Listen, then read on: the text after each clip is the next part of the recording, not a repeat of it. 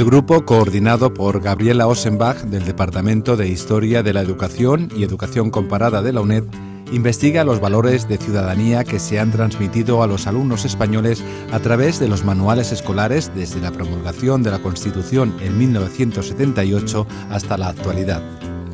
Hay 28 investigadores de 10 universidades diferentes involucrados en un estudio comparativo en el que se han digitalizado más de 200 libros de texto recibidos a través de donativos y bibliotecas escolares procedentes de 8 comunidades autónomas. Interesa también analizar cómo los manuales escolares de las diferentes comunidades autónomas han recogido las enseñanzas mínimas reguladas por el Estado, antes y después de la entrada de la LOGSE en 1991, ley que regula las transferencias en materia de educación. Los textos escolares no dicen todo lo que sucede en la escuela, ni son los únicos transmisores de estas categorías o de estos conceptos. Sin embargo, nos parece que es un tema, digamos, un sitio importante donde analizar estas cuestiones en lo que ha sido la transición a la democracia y la democracia en España.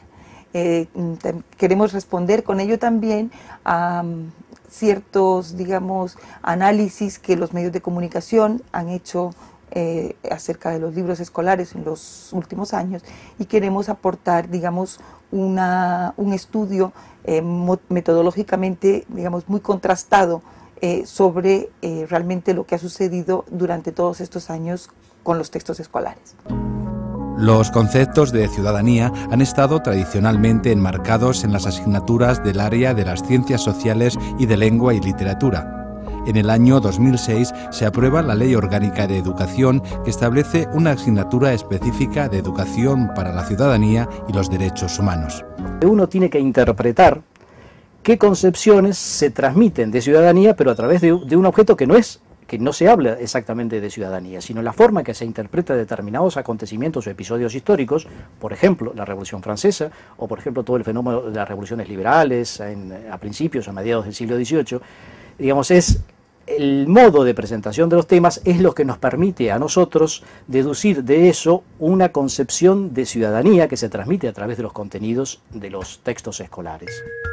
La ciudadanía es un estatus jurídico-político en el que se podría establecer una diferencia entre el concepto de súbdito, donde el individuo es objeto del derecho, y el de ciudadano, sujeto del derecho. Ha habido una evolución histórica que comienza aproximadamente en el siglo XVII, donde se consiguen los derechos civiles primero, luego los derechos políticos y finalmente, ya en la edad contemporánea, se han conseguido los derechos sociales, e incluso se habla de una cuarta generación de derechos de ciudadanía que serían los derechos medioambientales, es decir, el derecho a utilizar pero a preservar los recursos existentes para las futuras generaciones. Por otro lado, existen 3 tipos de concepciones de ciudadanía: liberal, comunitarista y republicana. La ciudadanía liberal, como decía entonces, establece la primacía del individuo y concibe la libertad como no injerencia por parte del Estado.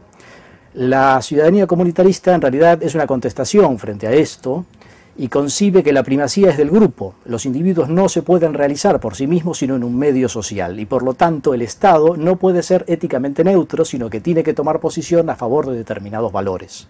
En esta concepción comunitarista lo que predomina es el grupo. Finalmente, en la republicana, dicho todo esto de una manera muy esquemática, por supuesto, se concibe a la libertad como no dominación, es decir, tienen que estar establecidas unos ciertos prerequisitos sociales para que el individuo pueda efectivamente hacer ejercicio de su libertad. En cuanto a la metodología, el grupo trabaja en red utilizando una base de datos de acceso restringido en la que se encuentran los libros digitalizados. Allí, los investigadores pueden seleccionar las citas que encuentran más relevantes sobre ciudadanía, cultura política e identidades. Le permite al investigador analizar el libro de una forma online, buscar las citas que pueden ser relevantes o que son significativas del concepto de ciudadanía, de cultura política o de identidad, y dejarlas registradas. De tal forma, aparte de hacer un comentario general del libro, para que todos podamos tener más o menos una idea general de qué cuenta ese libro, qué habla ese libro, qué tendencia tiene ese libro, de tal forma que luego también permite a los investigadores realizar búsquedas por citas. ¿Cuántas citas, por ejemplo, se puede buscar cuántas citas de una concepción de cultura política de súbdito aparecen en los libros de ciudadanía de tal año a tal año. Y a partir de ahí pues poder realizar estudios e investigaciones. El Real Decreto que regula la asignatura de Educación para la Ciudadanía dice que se debe asentar en dos pilares: la Constitución y los derechos humanos. Por un lado, la Carta Magna y el ejercicio de la ciudadanía se enmarcan dentro de un determinado Estado. Sin embargo, la Declaración de los Derechos Humanos es de carácter universal. La ciudadanía cosmopolita, la universal, que es aquella que se asienta, repito, en los derechos humanos, pues adolece o carece de una serie de elementos básicos para el desarrollo de ciudadanía. Y eso es lo que le critican algunos autores. Por ejemplo, no hay una democracia interna en los organismos internacionales. Todas las naciones no participan por igual en la ONU y tienen todas las naciones sus mismos derechos y tal. Unos tienen derecho a voto, a veto y otros no. El proyecto está financiado por el Ministerio de Ciencia e Innovación y sus conclusiones definitivas serán divulgadas a partir del próximo diciembre.